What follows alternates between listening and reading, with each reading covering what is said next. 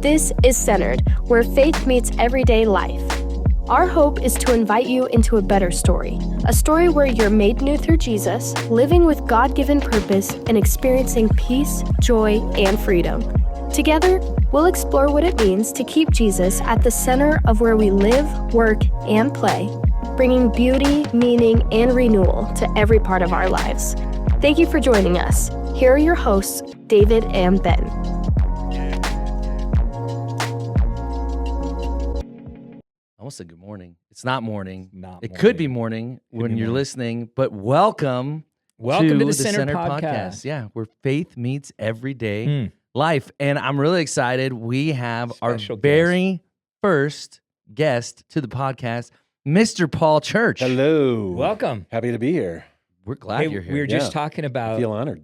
your biggest disappointment yesterday was the failed Princess Leia joke. I know. Yeah. Should we explain it? I had the whole. Do we need to unpack it? Do we need to unpack it for a minute? It's in the first scene of the first movie ever. You know. Right. Yeah. So tell the audience, man, why should they have been dying laughing? Because it was hilarious. Yeah. Well, it's all about control, and she's like, the only time you hear Princess Leia with a British accent, right? And it's gone after that, right? Right. But anyways, the more you tighten your grip, Tark was the guy's name, the more star systems will slip through your fingers. And nobody, I left the room there for them to say it, and nobody said it. I'm like, hello, I know we got nerds in this church, you know? And so, yeah. Guilty. But, that was a huge, disappointment. Princess Leia didn't do so well with her own kid. No, it didn't work out well with her own kid, right? You know what's sad about that? My oldest son, Benjamin, his favorite part of the last three movies was when he kills Han Solo. What? And I'm like, what does that say about me? What? Oh my gosh. What? Bro, we're going to talk about that a little bit. We need to unpack that. We need to unpack that. There's some family therapy going on. I think I traumatized myself last night. Yes, and that's what we're talking about today. Yeah. Not necessarily family therapy, although that probably will come up. Yeah. But family stuff. We're talking about family, and yesterday, because we're recording on Monday, great sermon, by the way. Thank you. We were talking about in our lead team meeting this morning, genuinely, really funny. And that's not the primary goal of preaching, we know. Totally. But there is an attention factor. We want to keep people's attention. And dude, the first 15 minutes of your message, we were rolling. Yeah. It was good. So there's pastor funny and then really funny. There is a difference. Yeah, there is a difference. Pastor funny is you're breaking tension. People just need an excuse to not think about whatever. Dude, you were genuinely hilarious. Oh man. In the opening part of your sermon. It was awesome. It was great. I don't think you can talk about family without laughter. Yeah. If you really want to get serious about talking about it, you need some levity. And I think the environment of humor to talk about family is pretty important. It was great. Well, you crushed that. Because I'm writing this, I'm thinking, oh, that's good, that's funny, and I'm glad other people, thought it, because usually they don't. Usually it's just me laughing. Totally. It hit so well, man. You did such a good job, and you framed up the conversation in a beautiful way. Yeah, it was really good. Yeah. Thank you. Cool. Yeah, and we know, you got three preachers here, so what happens inevitably is we've got more to say than time to say it. Oh yeah. And so you kind of foreshadowed a little bit that you had a story that you wanted to tell, and this is our cutting room floor segment. I don't know, they're going to come up with something one of these days. We're going to have a cutting room floor sound. But what didn't make the sermon that you were like, man, if I had 10 more minutes, 5 more minutes, this would have been it? Yeah. So it was in the sermon, but then it's I don't have time to talk about that. You guys are going to have to listen to podcasts. So I'm glad to have the opportunity. So, we're talking about, control, and kind of toward the end there, it's just, I don't want my kids growing up to have my faith, because then it's more about me and my success rather than Christ in their pursuit of him, right? And so the story of one of our kids, and he doesn't mind me sharing this, is Landon. I asked him ahead of time. Usually I don't ask. I just ask for forgiveness later. Oh, but I always ask. I'm terrified. My kids are mean. No, I'm just kidding. But I asked him ahead of time, and he says, "Oh man, that'd be totally fine, especially if it helps somebody." But so he dated a couple of Catholic girls, and which is fine. We're cool, and he would go to mass with them, and they would come to church with us and stuff.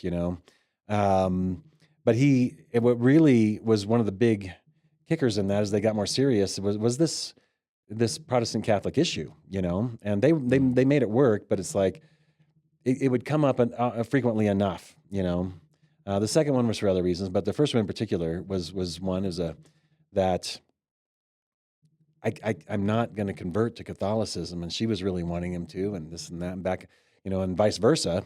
But anyways. Surprise of all surprises, he's not dating anyone, but he comes to us one night and he says, can I talk to you guys? You and Mom. So we went outside. It was a nice summer night, and he is so nervous, and he's just talking to us, kind of hem-hawing around, and he's like, "Look, I've made a decision," and we're like, "Okay, what?" Where's this going? Right, like that's yeah. High alert. Yeah. And so he's like, I've decided that I want to convert to Catholicism. And my first thought was, oh, whew. That's gonna be so much worse. Yeah. Well, and you have a million things running through your head. Like, I got my girlfriend pregnant. Right. Right. What are we? What conversation are we having here? Exactly. Yeah. And so I told him, I said, Landon, first of all, there are so many parents having far worse conversations with their sons and daughters right now. Yes. In America. So, on one hand, it's like, Take a okay, breath. we're cool. You're good. But, and then there was questions. It's like, well, I thought that was kind of a big stopper for you, even in a relationship and stuff. But he's like, something about Landon, he diligently searches for God. It's his faith is the most important aspect of his life, guides everything, as it should all of ours, right? But I know his pursuit of God. And so just a lot of curiosity, because I thought you had a hard no on that previously. But so he kind of talked about it. There was, in his experience, he was missing. He experienced a reverence for the holiness of God, like he's never known in the Catholic Church. And if you've ever been to Mass, you understand that's how it goes, right? Yeah. And so, anyways, I attended a few Masses with him, and it's like, oh, I get it. I see that. Mm-hmm. But anyways, in the course of that conversation, at the end, it's like, Landon, our highest goal for you is to know Christ, and to follow God with all your heart. And so and I know you are genuinely seeking after him with all your heart. This isn't a decision that a girl's making you do, nothing like that. And I said, but so if your search for God, if your pursuit of Christ leads you to the Catholic Church, I'm going to bless you in that, Yeah. And so, and I know some people would kind of go crazy over something like that, some of our friends would go crazy over that, but it's like, I have great Catholic friends that I hope I live near to in God's eternal kingdom, right? Because I believe they're going to be there.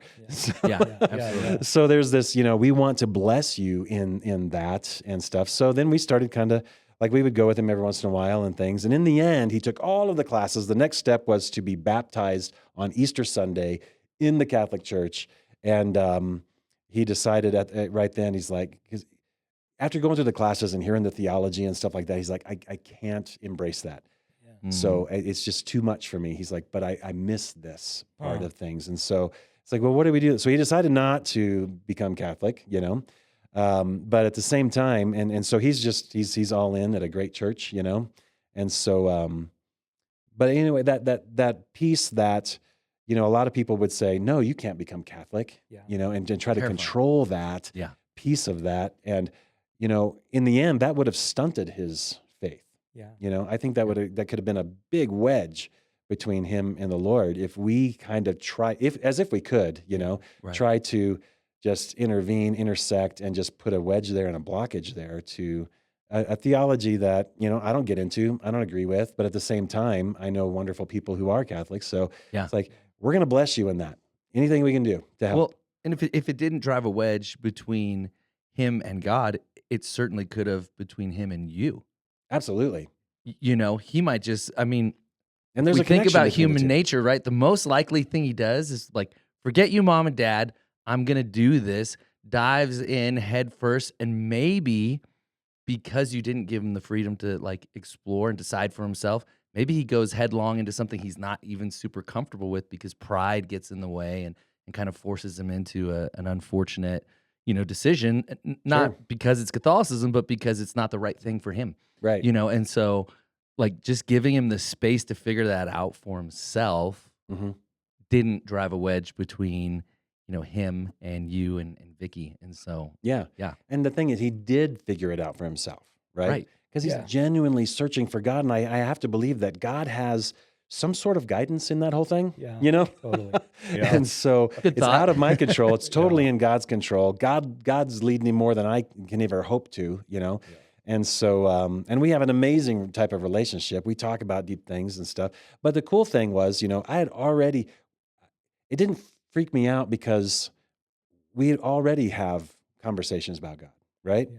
Right. And so, but the thing is, somebody made a comment, about it one time to me about, you've been a preacher, a pastor for all your life in Protestant church, evangelical churches, and your son's wanting to be Catholic, kind of made a joke out of it. It's like, it's like, Mm. my goal is never for our kids to have my exact faith, When they're young, we train them up. This is what we believe. Absolutely. Right. Yeah. But, and then they start asking questions as they get older. And, I went to a Bible college that kind of was more about indoctrination than discovery. Yeah. And the more I live for God, though, the more I am about discovery instead of just indoctrination, Yeah, I love that story because oftentimes what's funny is that we try to control situations that have negative impact on us. And so even in that idea, like Yep. your son, all the things that come into your head are not like, hey, what's best for my son? What is my son really? Oftentimes it's just as simple as like, what will people think of me? Right. What Yeah. will- I'm a as pastor. as a dad, Right. as a pastor, Yeah. and it's I'm like a pastor, and yeah, you're becoming a and you're Catholic. like How does that like, look on me? yeah, it's like it's the image, our kids, whatever we say or don't say, but our kids are little image bearers of us. And so we kind of idolize their image because of the way we think it reflects on us. And so a lot of our Yeah. motivation in parenting our kids has to do with our own image and how how we think people see us or feel about us. And Oh, you're absolutely right. yeah. it So I goes love into- that your response was like, man, like have at it. You're like genuinely seeking God and you trust God enough with your son, and Yeah. and the image, in at the end of the day, the image that we want him to bear, and you said this, is Jesus, is the image of God. That's what we want to come out. Even Yeah. though our image is there, you know what I Sure. mean? Like as parents, our image Yeah. really is there. Oh yeah. But what we want highlighted is the image of God.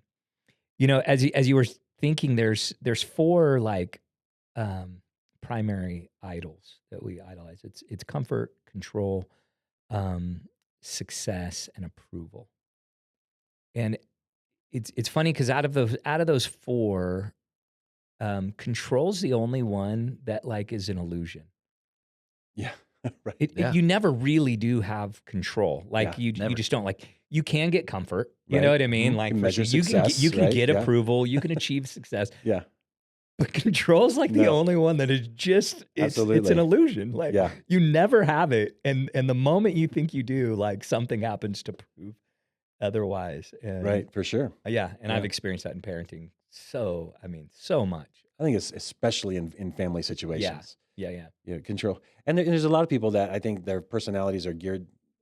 We have some dear friends, who it's like control is a big piece, Yeah. even not just, more than just wanting to know what's going to happen before time. It's like, I want to know that, but I'm also going to, make all the decisions. I'm going to control this whole thing here and stuff. And you just can't, and I And think it's the key- that's a big trap for parents. It is a trap. And it's a trap for, I mean, that's a key to leadership. I remember Craig Groeschel used to always say, you can have growth or you can have control, but you can't have both. That's Right. good. And I think that personally, I can have personal growth or I can have, you know what I mean? And some, your kids can grow or you can have control. Like, which one do you want? Right. Do you really want them to grow up and mature into their own person? Or do you want to control their future and their outcome? But you won't have both. You can't have both on that. Well, yeah, control's good. like it's Very about true. behavior modification, right? Right. Like Yeah. Mhm. do this. Whereas, if you want growth is really more about, I want to help you understand how to think, Mhm. Right. not how to behave. Right. Yeah. I don't want to give you a formula because anytime something like is outside of that formula, you don't know what to do. You don't have a framework for it. Right. But Yeah. if we just teach you like values and, what's important, what does it look like to follow Jesus Mhm. and give them a framework for that. Now they have a way to handle situations that are out of the box Mhm. because they're going to face those things. Mhm. And so if we want our kids to grow, we have to release control so that they can actually begin to think for themselves and make choices for themselves. Otherwise, they're just little image bearers of us, little robots that we've, programmed. And that's not all that helpful. Right. And there's another scenario I think is when maybe a child expresses doubts in God. Yeah. I don't know if I believe in God. Yeah. And we've been there. And I think for the Christian home, that's the scariest thing you can Right. imagine, right? And it's like above all else, we want our kids to know God and stuff. And so I tell the good story about a kid who's genuinely seeking God but going maybe a different direction. But then there's another darker story you might say about a child who's like, I don't know if I believe in God. Yeah. I don't know if I believe this stuff. Yeah. And I'm a pastor and I'm having this conversation with my kid. And so what do you do with that? Okay, so we're going to control your spiritual environment. We're gonna do devotions together. You're gonna sit through that. We're gonna talk about it. I'm gonna drag you to everything I can at church and all that kind of stuff. And what Make I've you as seen over miserable and as over possible. again is that backfires. Yeah. Yeah. What's miserable? Right. Like you're forcing something on them instead of an invitation to explore for themselves. Yeah. So who wants that? Right. Yeah. And I So- think a part of the, you hit this yesterday, but part of the problem in parenting is that the tension between my responsibility and like their autonomy, like as a person, like how much, because like you said, you go through, parenting is just seasons of transitions, like keeping them alive, showing them the way, you know what I mean? And Right. then it's like you move, I call it the difference between positional authority and relational authority. Like you have for a certain season, you have positional authority, Mhm. right? Where you Yeah. have to You're the boss. dictate and command and, Yeah. tell them what to do and, like put them there. Don't Right. run in the street and don't touch a hot stove and don't, poke your sister with a knife or, whatever that thing is.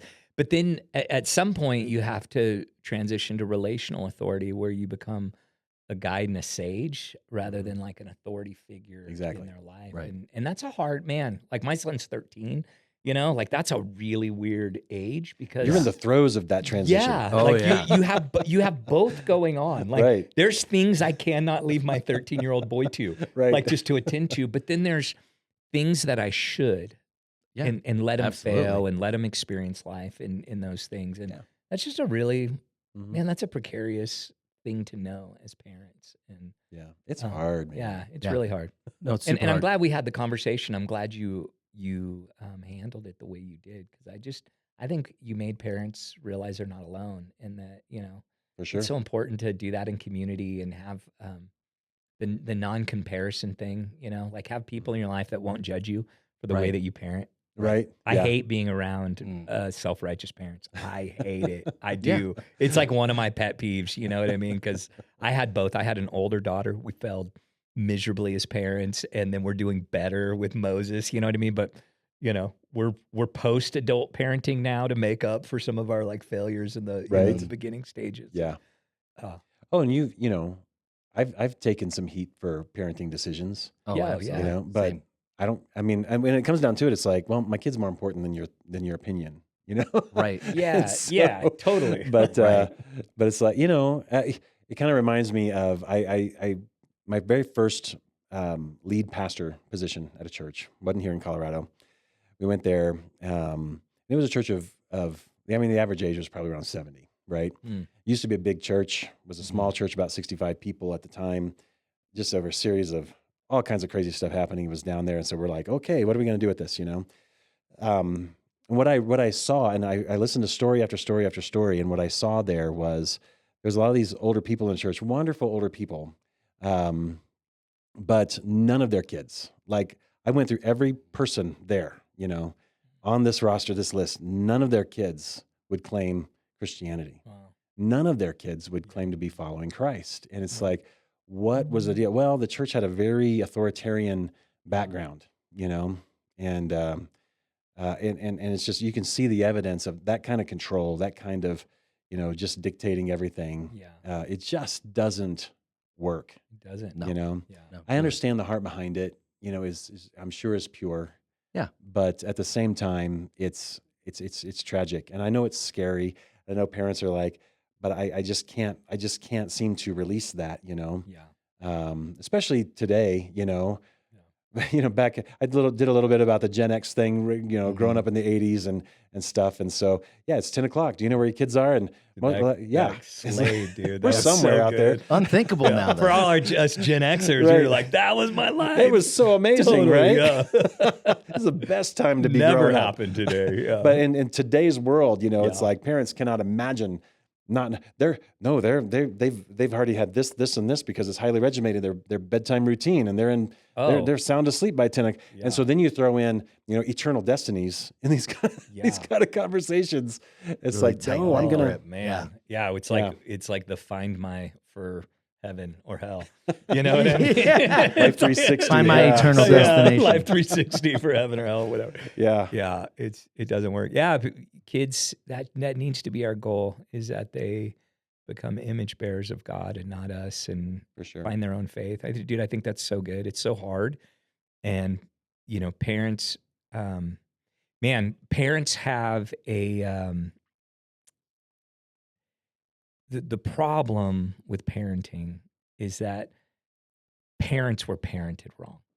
Yeah. And their parents were parented wrong, and their parents' parents were parented wrong, and these generational things that get carried on. And I don't think we realize how much our own experience of our parents has an effect on our parenting. So I was maybe you could talk a little. That was something that we didn't talk a little bit about, but that generational thing. Yeah. I heard a phrase. I'm going through a thing with my son called the Primal Path, and beautiful discipleship program that we're going through together. But the phrase in the background is that John Tyson says is that whatever's not transformed is transferred. So whatever, Go into that a little bit. yeah, whatever baggage we bring on that we don't open up to the gospel and let God to heal and transform us in those areas, we're just going to transfer to our kids. Gotcha. And that's it takes a lot of self-awareness to parent well. Yeah. Oh, definitely. Because we parent out of our fears. Yeah. That's where we're coming from.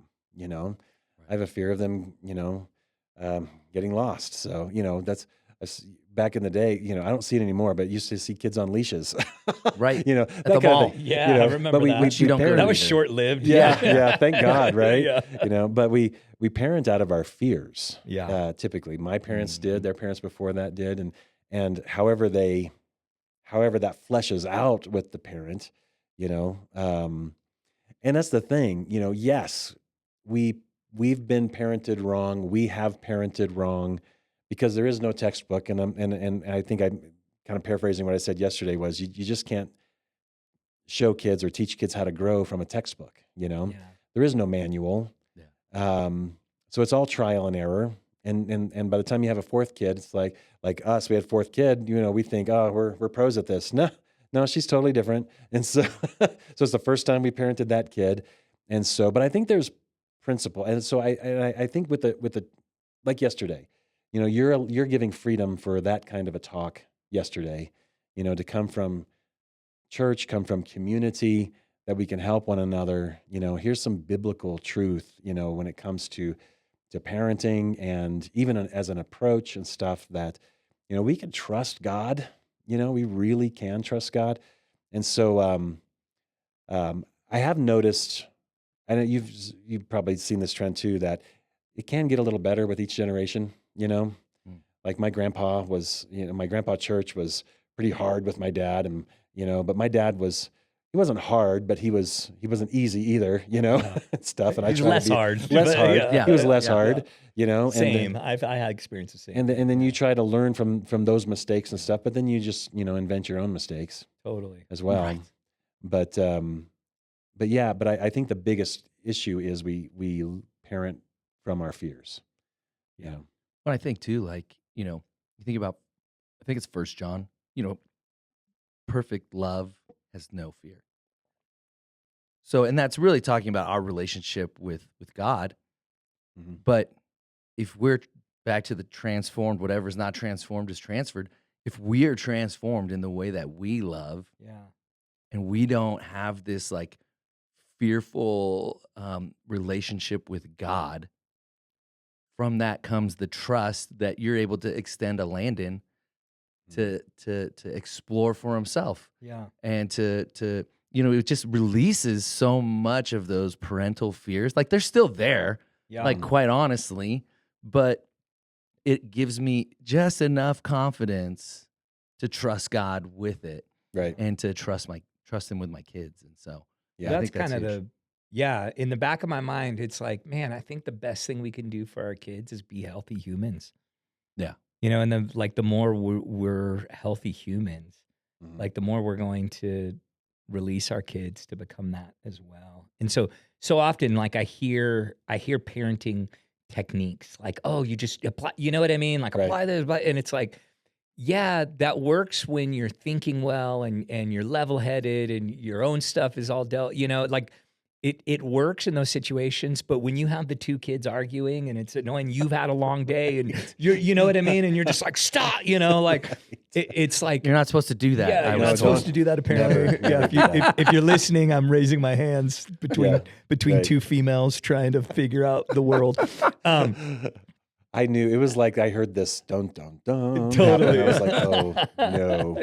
Pull it back. I didn't mean it. But that's what I mean. Like grace-based parenting can only happen if you yourself has tasted grace. Yeah. Yeah. Like or else it's just going to be another manufactured Mhm. law, Christian law Right. or whatever, or another Right. reason to like condemn yourself or whatever is that thing. And yeah, I thought about that a lot last night, of just like, man, like the best thing we can do for our kids is become healthy humans, Mhm.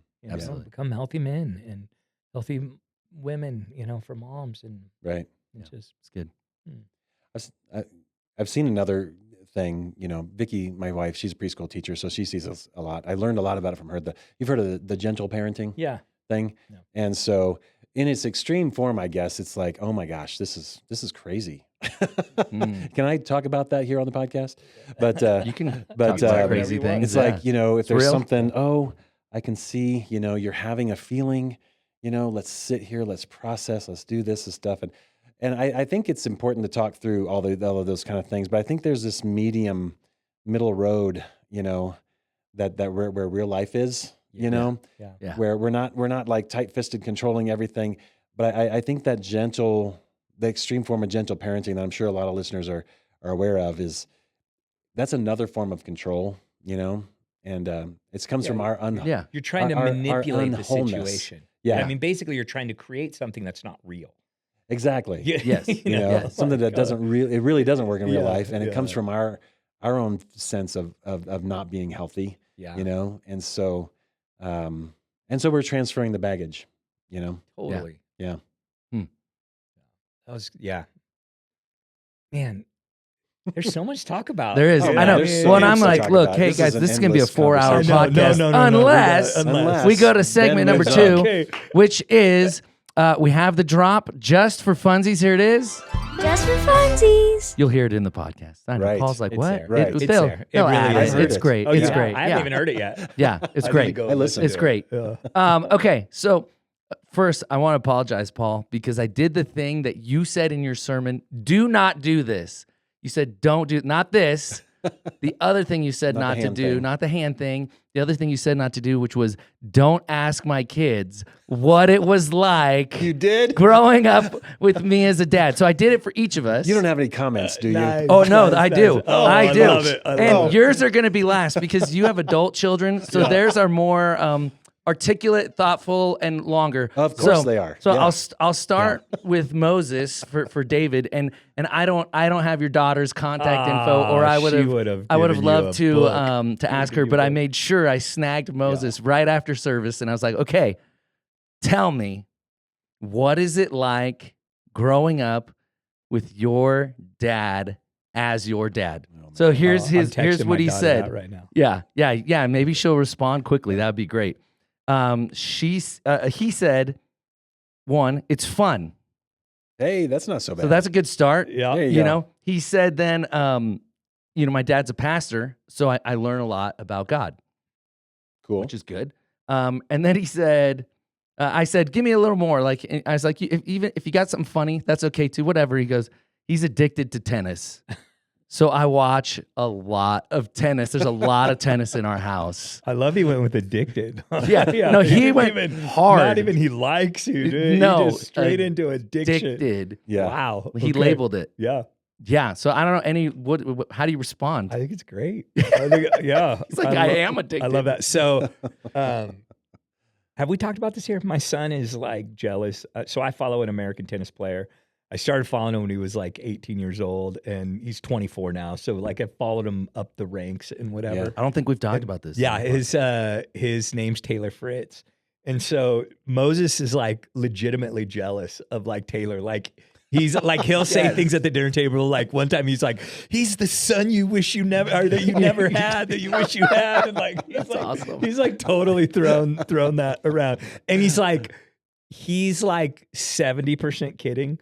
But like 30%, like There's a low like, grade there's- like jealousy serious thing like he's happening. jealous. That's of why you're Taylor addicted. Fritz. to And tennis. so that's why It's not that's why just I'm a like. addicted to It's tennis. So it's an funny addiction. that he said that. That's awesome. That's awesome. Okay, well we'll see if your daughter chimes in. Yeah, I'm gonna see what she says. I just we'll texted her, so revisit we'll see that. if she- Okay, so I asked my two boys, and they get more articulate as they get older. But so Right. Noah, he says similarly, it's pretty fun. It's like, okay, that's a good start.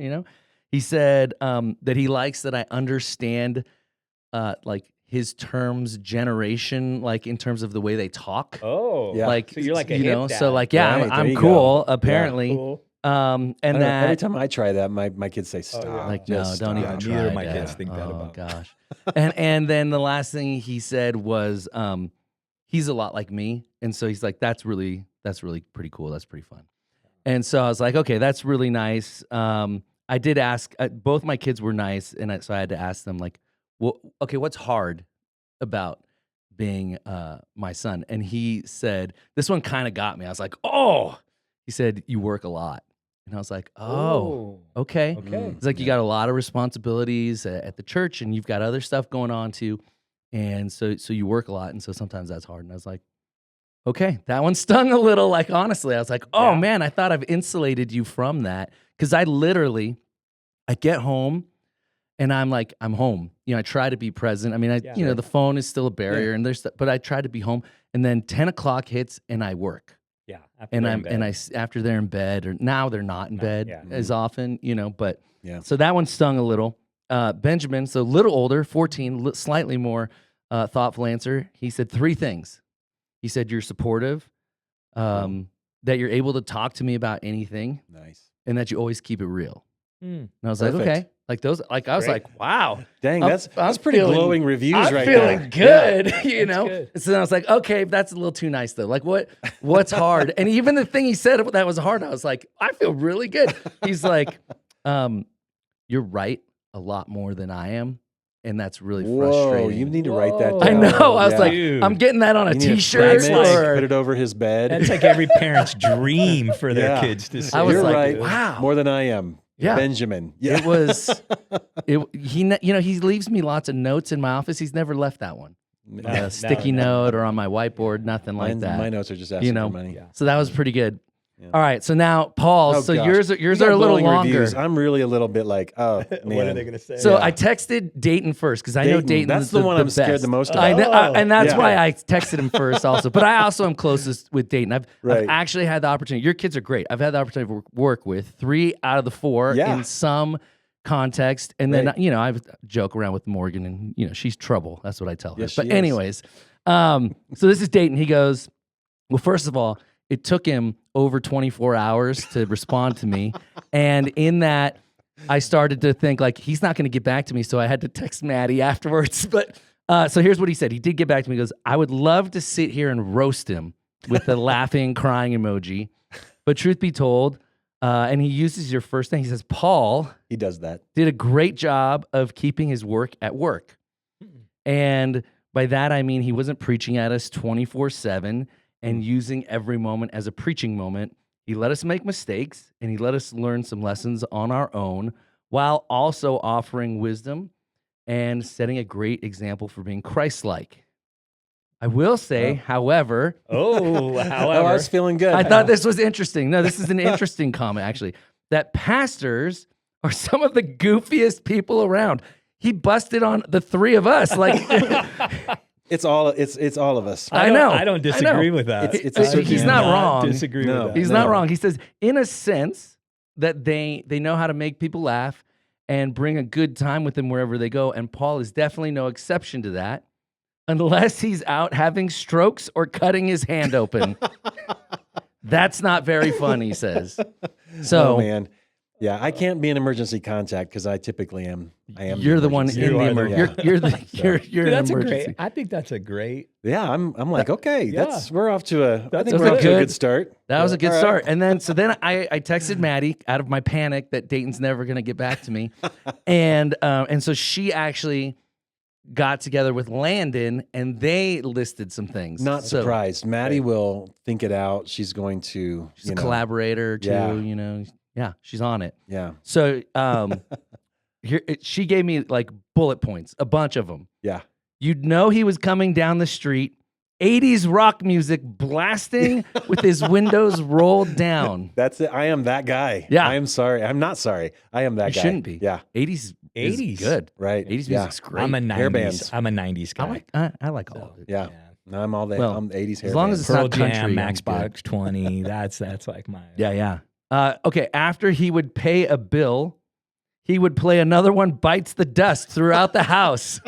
We did when I paid one off. I did that for a while. That credit card's gone. That was my Dave Ramsey days. Oh, I love that. I can't believe she remembers that. Oh, she does.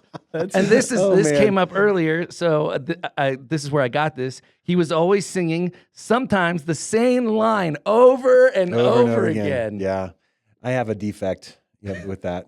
Just like a record stuck on the same Vicky spot. just goes, "Oh my goodness, learn the rest of the song." Yeah. Nice. She says, helping people always, even when it was inconvenient. He would pay for people's groceries and stop to talk to anyone and everyone. I know that's true of you. He always shows up to things when it was important to us. He came to every game, event, and award ceremony. Except his granddaughter's. Except my granddaughter's dedication. First one ever. And then he blamed David, who Yeah. didn't know about it. That's The awesome. tyrant. Thanks for throwing shade at me publicly. But that also we should have killed. started with that. That also actually. killed. Yeah, Honestly, that was pretty People funny. love that. So she said all the kids would be sitting on the stairs outside an hour after church waiting for Dad to finish his talking to everyone at church. Right. Yep. That's the life of a PK. Yep. Yeah. Yeah. My kids are in that boat. He instilled hard work and the importance of, all caps, saving and tithing. Wow. There you go. Wow. Yeah. He was and is a great listener. This one's pretty fun. Around 2 p.m. every Sunday, you were sure to find him in a wife beater yelling at the NASCAR race on the TV, "Go, Jeff Gordon!" But 20 minutes later, he'd be snoring in his chair. Oh man, I don't. Dude. Just for the record, I don't snore. Yeah. That was the thing you thought you But needed you to are defend. Yeah. That's Well, for I don't. sure. I don't anymore. But I still enjoy it. I've always loved NASCAR. I grew up North Carolina, Indiana, 2 big racing states. Yeah. And Germany, but we still watched it over there. But so yeah, car racing has been a big thing. That's funny. I don't remember the wearing thrill a, of the a- left-hand a turn. wife beater though. Oh, no, yeah, you're- right. the thrill You're a of the- wife beater guy now. I That's- guess so. Yeah, That's what I have to go That's get what some. everyone's picturing you in a wife beater right oh now. man, Yeah. yeah. It's not I'm hard gonna to have do. Post that pic. She says it was Is wife beater Wife like beater. I like don't think I've appropriate ever- to say anymore? Like I think Well, it's not PC I think I was a teenager the anymore. last time I I mean, wore a we wife might get beater. canceled. Yeah, but we're I don't gonna know. get canceled But for that. everyone knows what we Can mean. we say that? Totally. Yeah. Yeah. All right. She said it was torturous, all caps again. Torturous. Boy, I'm not surprised that Maddie is just going on and And on. on. Yeah. There's 2 more. She has a This lot to one and say one about it. after this. Yeah. So she said it was torturous when we would all go cut down a Christmas tree because he not only insists on a Douglas fir, Douglas fir. but again, all caps, the perfect Douglas fir Griswold family Christmas tree. with halos and angels singing around it. That's it. Mm. Yeah. I don't understand why they don't. Yeah. Yeah. So, you take yeah. your Christmas tree But seriously. the funny thing is though, she gets married. What do? They go cut their Christmas tree. That's right. But no, it's true. And this past year we didn't, it's just like, okay, you guys pick. And I'm not saying, Was but I'm it a just perfect saying, tree? How'd they do? Yeah, Or are you afraid to we rate could have them? found better. Okay. Could have found Yeah. better. Write that There's down. Doug firs just over this bridge. Yeah. So, All right, last one. Yes, he's our dad, but he felt like a friend a lot of the time. oh, You can wow. tell him anything, and he's not going to throw judgment at you. People get intimidated talking to, quote, pastors, but we felt like he was the most genuine person, Oh. being able to share anything always. He acknowledges that there are still things he doesn't know as well. Mm.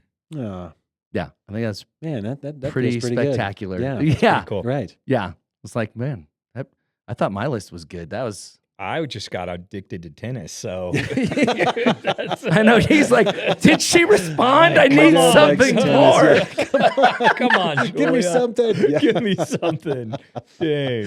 Did you not ask? Does Morgan? You don't have anything for Morgan? I don't have anything. You for know what? That's Morgan. okay. That's It's good. probably best for you. She's still right in the throes of She's it. still at home. She's Is still Morgan at the one home. Still at home. Yeah. She's your youngest. Yeah. That's amazing to hear. Yeah. Yeah. Yeah.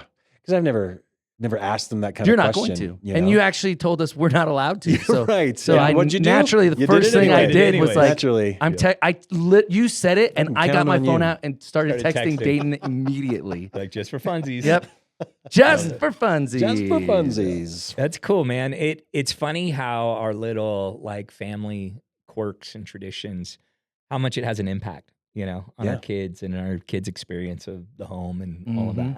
I just think it's cool, man. Yeah. I love it. You Yeah. know, from the one line singing episodes and Over and over again. to Yeah. Christmas trees to it's great. I'm always humming and singing something. love Not very that. well, but That's cool. You keep that as an insight. Yeah. Okay. Hey, next segment. Okay, so I want to react a little bit to some of the stuff in the message. Mhm. First thing was, and this is I just thought this was funny more than anything, that you're a content creator yeah, right. for future therapy right. for your kids. I thought that was so great because, like, I often will tell Lauren, it's like, I know I'm gonna mess these kids up. I'm just trying to do it as little as possible, Right.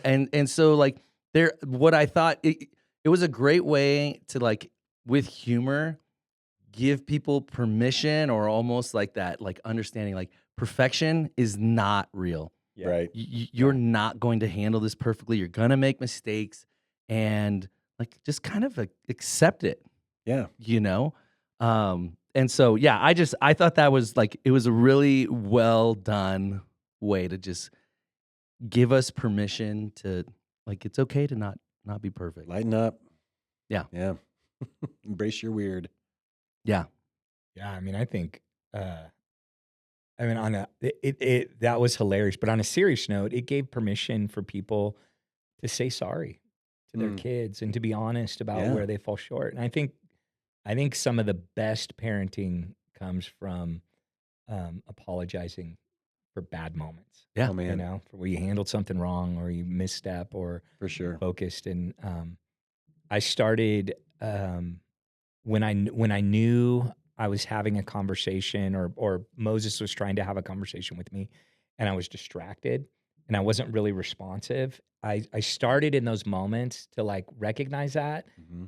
come back and just be brutally honest, like with my son in that moment. I've been like, hey, I had a really hard conversation at work today and I'm distracted. And so I know it's like you might feel that. And I don't want you to think it's because of you. Yeah. You know, so I'm That's good. sorry you're experiencing that right now. And but just to be honest about like I'm really anxious right now about this thing. And so I might be a little distracted and Yeah, just trying to be honest about our weakness, and for sure. it helps a lot. And then it's like Mo's like, oh, it's not that my dad's not interested in me. You know what I Right. mean? Or like I'm the Right. problem or he's annoyed at me. It's like, no, he's a human who's going through stuff, and it teaches him that it's okay to be human and go through stuff. Yeah. So, For That's sure. good. That's For good. sure. but that was pretty funny. That Yeah. comment. That was good. I like the name of your book, Talk. Talk. Like and, just and the content of the book, the name, the title, and the full and content. the full the chapter is Just one Talk. chapter. One chapter. one chapter. One chapter, page. one Yeah. word. Yeah. Talk. Talk. You know, well, because I think it's interesting. Like one of the things that I've tried to do, like in our house, is like just normalize awkward. Like there's so many awkward conversations that we can have as parents, should we choose to. Mhm. You know, like put sex at the top of the list. You know, like how many adults that we would go back to now and go, did your parents have the talk with you, or what was it like? Yeah. Like it's kind of What a do you mean, the caricature. talk? Like it's Yeah. it's Like one. it's like sad humorous. yeah. Right. Y- Right. You know, and so like for me, it's just like I've told my kids countless times, like we're just gonna talk about awkward stuff, and you're gonna feel awkward about it. But here's what's gonna happen: like over Mhm. time, the awkward things just become like normal, Yeah. Yeah. and so it's okay to initially like just step into the awkward stuff, and you don't have to, you don't have to be perfect. You don't have to know all the answers. Just ask questions, like what's going on in your world, what's going on with girls or whatever, like just having awkward conversations and just making them normal is kind of the thing that we try to do in our home. Mhm. Because otherwise, if I'm not talking to them and trying to like help shape the way they think about the world, the way they think about sexuality, the way they think about their values or language or the media they're consuming, whatever it is, Mhm. the world is all too eager. Their friends are eager. Google is right there. Like they're going to get a very non-Christian worldview because we haven't taken the time to have those conversations with them. Mhm. Sure. So I thought that was huge. Yeah. Cool. I think in this day and age, especially with social media, TikTok, all the stuff, they're not averse to having awkward conversations. Mm. I think they're more, maybe with mom and dad is might be like, whoa, this is weird, but they're having those conversations. Yeah. For sure. Like you're saying there, and so it's not that they're unable or unwilling. It's just sometimes there's this barrier of, well, I don't want to have that conversation with my mom and dad. So we always approach it with again, it's just how I am, and everything too. It's like always approach it with some levity, Yeah. and just broach the topic somehow. Sometimes it's just like, hey, let's just kind of drop a big bomb in the middle of the living room here and just kind of see what it looks like and talk about it, Yeah. But try to keep it lighthearted if the situation warrants and stuff. But Yeah, Yeah. I love that. Yeah. It's great. All right, last one for me is the idea of, we talked a little bit about releasing control already, but like what I was thinking about is when it comes to talking and releasing control, those things I think for most parents feel like they're in tension. Most parents who talk to their kids a lot do it because they're trying to exert some kind of control. Whereas most parents who don't want to exert control don't talk to their kids and just give them the freedom to kind of do whatever seems right in their own eyes, or because I don't want to be that controlling parent. I want to be your friend. And so maybe we'll talk about some of the stuff, but I'm definitely not going to talk to you about it from like a parent's perspective, more like a buddy. Yeah. And so, like, just for both of you guys, like, what do you think about that? Like, do you see a tension between that? How do you manage that in your own home or in your mind? Well, I would say, no, I see what you're saying there. I understand, and I think you're right there, because I think there's this you know desire to lead and guide, which absolutely, I think that's what you had mentioned. Instead of more of this, positional authority, we become more of a guide and a sage and stuff like that. One of my life's axioms, that's a great word, isn't it? Love it. Is have more questions than statements. Mm. And I think as we release control, as we come from more high control, statement oriented to less control, we need to become more question oriented with our kids. And so I can just give you my 2 cents, and I'm always willing to do that, right? But I can just give you my 2 cents, or I can just tell you what, here's what you need to do, that kind of thing. Or I could just start asking questions. I find that it's a lot more, a successful conversation, if you will, about if I'm asking questions, or tell me more about that kind of thing. Yeah. It helps them also to process their decisions more as well. Yeah. And so I try to have more questions, help me understand that kind of a thing, and then, and I don't always do this, but I really am trying to be more intentional about, do you mind if I offer my 2 cents, Yeah. and kind of asking, because I want to, especially as they're getting older, treat them as adults. Yeah. And especially, I have a 26-year-old and a 23-year-old and 21-year-old. It's like, they are adults. Yeah. And so, Right. and I want to respect that. It's like, do you mind? Instead of just, well, here comes Dad again with unsolicited his advice. and, I remember one time my daughter came, she was talking about like a big life decision, and she prefaced our conversation with, "Hey Dad, I'm not looking for your opinion." And that, like, right away when I heard that, I was like, "Oh yeah, I need to work on that." Like that's like, I wasn't that, you know what I mean, with her in that. And so like, I knew, I was like, "Oh yeah. I've postured myself in a way that is not." So that's funny. Yeah, I'd agree. I mean, I agree with all of that. I think, I think 2 things that come to mind is, one is, I think, curiosity. Like, anytime we stop being curious about our kids, like, we're taking away their own agency and their own dignity and their own, God has unique plans and purposes and callings and design. And, I'm highly competitive. I grew up playing sports. That was like my world. And my son's not. And I remember him like pulling me aside and having a conversation about,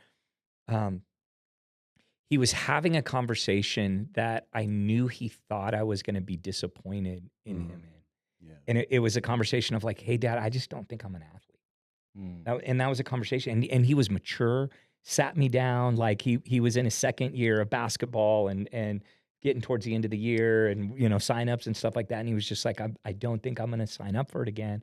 And I just don't think I'm an athlete. And I just remember being like, "Man, son, I never want him thinking that he needs to be like me," and you talked about that, in that, and that there's my goal, and is I want to help, like, be a cheerleader for him to find his passions and his gifting and his unique wiring. In that, and that happens with everything. Something as simple as sports. You know what I mean? Like, that's just not his thing, and it's absolutely okay. Totally. And I had to like go out of my way to give him reassurance that that his goal isn't to be like me or for us, but for us to find joy in one another. And like, I want to find joy in whatever he delights in. And that's the conversation we had. And for him, it's music and, and art. And, he loves like the, programming and Mhm. all that stuff. But so That's good. so that was the one thing. The second thing when you were talking was this idea of like trying to be just as intentional with um, calling out the creational good in your kids, as opposed to like all your conversations being having to be like a correction or Yeah. or discipleship or discipline. You Right. know what I Yeah. mean? Like Yeah. parenting. Yeah. Like there's you have to be just an intent. You have to make sure that the creational good in your kids Mhm. outweigh any sort of their identity connected to their brokenness. Yeah. And that's hard. I don't know. That's hard for me. It doesn't come natural. I think I'm more of a critic or, I can cynic. see what's wrong with Totally. anything, man. Yeah. Like in Yeah. It's any given easy. situation. Yeah. Sure. No, I share that. And that just, I'm not good at it. I have to work at it as Mhm. as a human. Like that's Mhm. not one of my giftings. Mhm. And so I have to be intentional and being like, man, where do you see? So I do this thing called Examine on Fridays where I go and examine my week and my heart and in different situations. And my Cool. first prompt is where did you see creational good this week? And so I just write down like in my wife, Tara, in my son, Moses, in my granddaughter, my daughter, or whatever. So I'm intentional about forcing myself to see and call out good, Yeah, and then I that's bring good. that into those conversations. But Well, that's super helpful. And you know, like I too am like that. Like just critical comes natural. And so two things that I've tried to incorporate too is like um just two really simple phrases. One is you're good. Mm. Like at whatever it is. Like you're really good at baseball. Mhm. You're really good at math. You're like just recognizing things that they're good at so that they're not just hearing this constant Totally. critique Yeah. from me. And then the second one, which I think I would have loved growing up to hear more of, just honestly, is I'm proud of you. Yeah. And so I tell my kids I'm proud of them. That's so important, dude. Yeah. Because what's it like? One, what did they? There's some phrase that people say. It's like one negative comment can like trump 1,000 positive ones. Yeah. For sure. And Mhm. man, our kids are experiencing that from us. So Yeah. you just got to Yeah. be careful with the For sure. balance of that. There's something very Christian about teachable moments, right? Totally. Yeah. And so that's a big phrase. You almost feel like you have know? to. Can't miss there's- it. Don't yeah. miss that Yeah. teachable There's a moment. teachable moment here. There's a teachable moment. Yeah. And when every moment becomes a teachable moment, none of them are. You're missing Right. the moment. You miss Yeah. it. Yeah. And Yeah. or you try to force it into a teachable moment. It's like, no. Just let the good. moment be the moment. Yeah. It reminds me of a quote. And I think it has a lot to do with, applies great to families. I just finished the book. It's by Brennan Manning, who I really like. Ragamuffin gospel guy. Yeah, the Ragamuffin Gospel guy. The He's Wisdom of Tenderness Mm. is I think it's his newest book. I've seen it. Yeah. And so I read that, and he has a line in there, and he talks about receiving every moment Mm. as an end in itself. Yeah. And I stopped on that. It wasn't a main point of his at all. It was kind of like a side in the middle of a paragraph. It wasn't a big point or nothing, but I stopped on that, and I highlighted it, and I keep coming back to that. Because I'm always looking ahead, right? Looking ahead to this, looking ahead to that. And with parenting, you're always, I'm training you. I'm bringing you up to be this and all, but to recognize each moment and receive each moment as an end in itself. This kid right here is that, Yeah. and to cherish that and to see it as a gift. And even the stuff when it's not going so well, when they do something bonehead or when I do something bonehead, that each receiving every moment as an end, because, one, we don't know, we know that it's not the end, Yeah. but I'm appreciative of where we are right now, because, there's all the country songs about, you're going to miss this and all this kind of stuff, right? Mhm. You're going to want it back. And it's very true. But if we're constantly, I feel like parents are just constantly in the stress of our own lives, getting by and all these kind of things and succeeding on our own. And then and then somebody hands you a baby, right? What do I do with this? What's that Jim Gaffigan line? You remember when I told you? He's like, "What's it like having 3 kids?" He's like, "Well, imagine you're drowning, and someone hands you a baby." And so it's so I appreciate the struggle. I know the struggle, right? Yeah. And it's hard to recognize this moment as an end in it. Yes, it's a gift, but it's an end in itself. Everything up to this moment has brought me to this moment, and then the next, and then the next, and recognize that and appreciating that. I'm still trying to figure out what that looks like. Yeah, that's good. That is good. Yeah. All right. It's time for David's low-key obsession. I don't know if there's a drop. If it is, it's going to be right here. I don't know if it's here yet. Low-key obsession. What is it? What are you low-key obsessed about, David? So this week we're getting prepared to launch our Grow Together, and putting together curriculum and stuff like that for discipleship class. But man, I'm so excited to talk about the integration of holistic discipleship at Mosaic and what it looks like to not just think about our spiritual lives, but what does it look like to think about our emotional lives and our physical lives, our relational lives. And man, we're, I think sometimes the Christian can over spiritualize things where we think, like, I don't know, like the material stuff of the world doesn't matter, or my emotions don't really matter, or,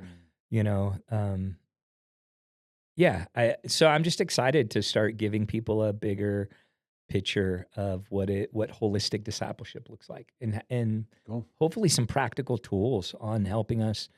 We have an interior world and an exterior world. I know both you guys we've talked about that a lot in there. And man, the goal of like discipleship for me is not some like ascetic belief system, but it's to align the interior and the exterior world, where we no longer have to hide behind the exterior world, where our interior world and our exterior world can become aligned. That's good. So when I'm anxious, I can be honest about my anxiety. When I'm happy, I can be honest about my happiness. When I'm sad, they can do that. When I'm struggling with past hurts or pains or unforgiveness or bitterness or wounds or whatever, I can be honest about that. And so, just bringing alignment to that interior world and that exterior world is really the first step in becoming whole, I think, in Christianity. And in many ways, it's actually, I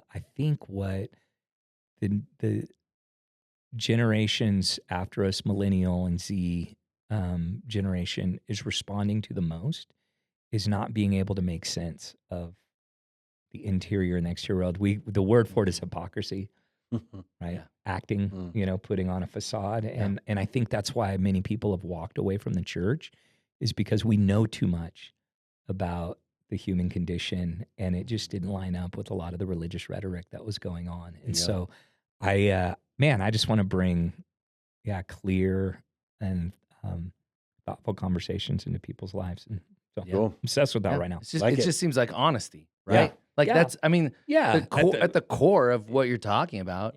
It's yes, self-awareness, because to have the two align, I have to know what's happening in my interior. Yeah. Right. But then just being honest about it, and there's a vulnerability that goes with that. So you've got like these 3 different things in play, and I think they're all essential. But I think we live fuller lives when we're able to do that. Totally. And I'm like I'm personally, like, I can say I'm on a journey, have been, where I'm like just understanding my own personal emotions and things like that, like trying to figure that out.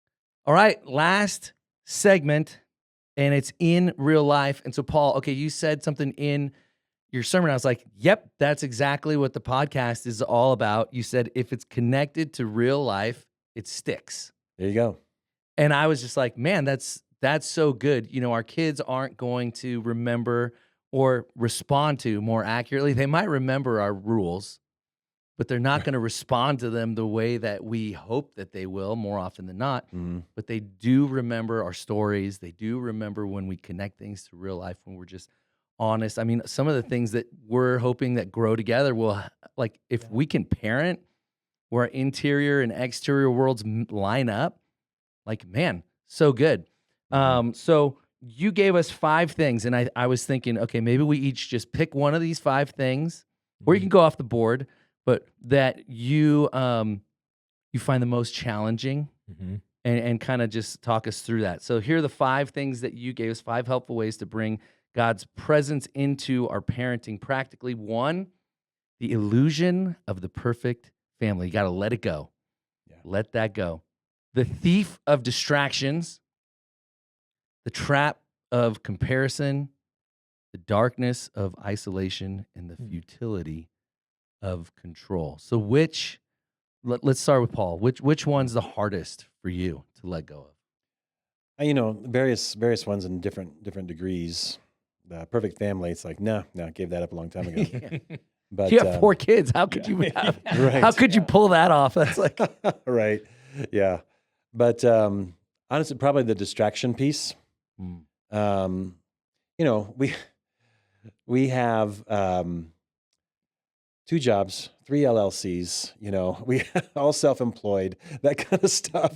And so, we got a lot going on that doesn't stop. And we're kind of in this thing, if you don't hustle, you don't get paid. And so making sure to stop. There's never a time when there's not something to do, And then I also want to go fishing, and I also want to do this and that and try to read and whatever it is, And so there's so many things pulling on time. Yeah. And so being intentional about just being about presence. And just about being present, fully present in the moment. Morgan loves to talk, and I love that she loves to talk, But if you've ever had a kid that really loves to talk, sometimes it can be a little like, okay, you're still going. Oh yeah, I've said that to Noah more than once. Yeah. Oh, you're still talking. It's like you're driving a long distance, and all of a sudden you wake up and you realize, oh wow, I'm still on the road, and I don't remember the past 45 minutes, right? And so, we just have to tell our daughter, did I run that line? You don't have to say everything that pops into your head. You don't you can leave some stuff in there. Right. Yeah. But at the same time, I'm super happy that they want to, Yeah, to talk to you. And so, yes. Yeah, and it's like my daughter, my 16-year-old wants to talk to me, and I think that's amazing. And so just making sure that I'm fully present and not distracted by all of the important things that I really do need to do. Yeah. That's good. Yeah. How about you, David? Yeah, that was definitely mine too. That was the one that stood out immediately when he said it. It's hard. Yeah, we got demanding, jobs and responsibilities and lives, and there's just a lot going on, And then on top of that, we have a world that has. We live in a notification world, where we have a ton of red dots that we have to respond to in any given moment. And so I don't know, man, I don't know what the answer is to that, because it's all good stuff, It's not like, we're out chasing, right, whatever, It's like, it's just like, it's all good stuff. But how do you stay intentional and present? And I think, this week I'm like, man, I gotta get better at putting stuff in my calendar to carve out, to be more intentional with my time slots. Right. Because if I don't fill something in my calendar, something will fill it, Absolutely. in there. For sure. So I don't, control, man, that's an illusion. I know that's not there. Comparison. Yeah. Not my thing. Yeah. But that distraction. That's good. Yeah, I think for me, I wouldn't have necessarily said distraction as my number one. It's on the list. It's high on the list. But then Noah's comment, I was like, oh, crap. Maybe I'm more distracted than I even realize. Sure. So that's definitely something. But just to go off the board a little different, I think for me, sometimes it is control. And I understand intellectually all the things that we've talked about. Yeah. You know, it is an illusion. I cannot control my kids. And I give them a fair degree of freedom. But this was, so I was sitting in the hot tub with Noah. That's like my, like, impart wisdom time with my kids. Like, we're going to go sit in the hot tub. Nice. And so I'm sitting in the hot tub with Noah, and we're talking about, you know, he's 12. He's like, you know, I mean, like any 12-year-old, he wants more independence. These are my words, not his, but that's, you know, I can see that's what he's angling for. And so what I told him is, I go, look, your level of independence is directly related to the responsibility you show. If you can show me you're responsible, I'll give you more independence. If you don't demonstrate responsibility, you are not going to receive that independence that you crave. Now, I know to a certain extent that's not true, because ultimately he is going to be independent. But in this season, it's like the timing of releasing control. That's the thing I'm trying to wrestle with. Right. Is like, I don't want it ultimately, because that is not going to serve my kids well. But how much is too much? How soon is too soon? Those are the things that I'm really wrestling with. And Noah, he's so funny. Like, this classic Noah. He's just like, Dad, you should put that on a T-shirt. That the level of your level of independence is directly related to your responsibility. And I was like, thank you. I'm getting them printed. Yeah. Be on the lookout. Yeah. More centered merch. No, so you know, like, to me, that is the thing. It's not just the idea of letting go of control. It's like when and how much. Yeah. I think your kids will let you know. You'll pick up on it at least, because there's this natural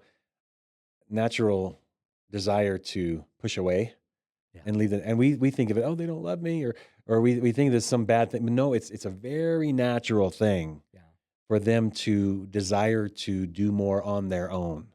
And parents perceive it as this, they're just fighting me. They're just against me. They're just all, you know, it's like, no, this is the way, this is God's design kind of happening and unfolding in their lives here, you know? There's this desire to leave the nest, to spread their wings out. And so, and it manifests in various ways.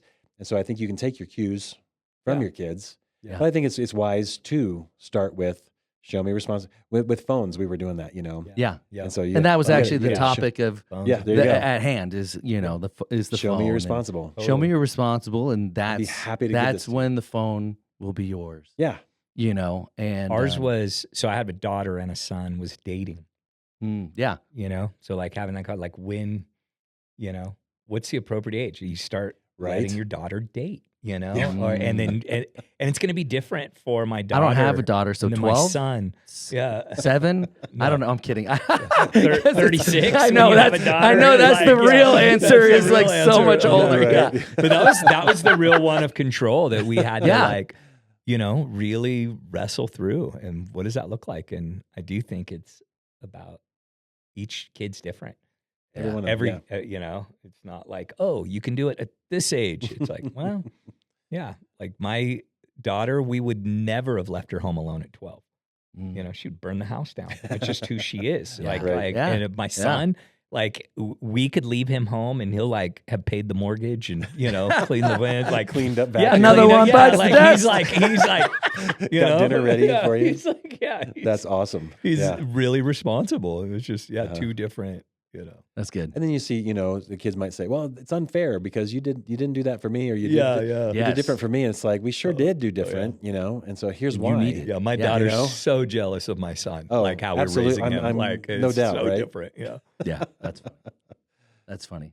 Hey, I think that's an episode. Man, I think that's a wrap. There we go. We did it. Man. We did it. Good job. Nice. We made First it. time having 3 guests on, or a third guest. And what a on. guest. What a guest. What a guest. Big thank you to Paul. Totally. Not just for bringing a great message, but just for spending the time with us today. Happy to do so. Yeah. I love hanging out with you guys, you know? Right back at you, man. You're a great human, dude. I'm glad you're a part of this team. Yeah.